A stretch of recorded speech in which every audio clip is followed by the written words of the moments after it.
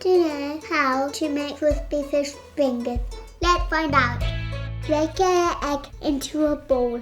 Whisk slightly. Open a bag of crisps just enough to let the air out. Mash the crisps. Tip onto a plate. Spoon some plain flour into another plate. Cut some cod fillet into finger-shaped pieces. Careful, knives are sharp. Roll each finger in the flour. Dip in the egg.